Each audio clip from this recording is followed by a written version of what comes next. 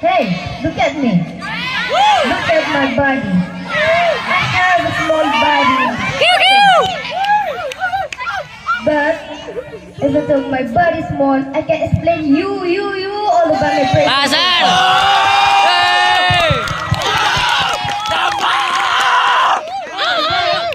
I'll take a part in this Star Battle event. And the next to the topic,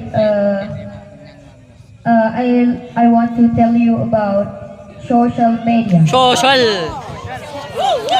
What do you think about social media, everyone? Social. In my opinion, social media is one of tool for exchange information. And social media is very Social. useful for us. For example, we can communicate with our friends and we can communicate with our family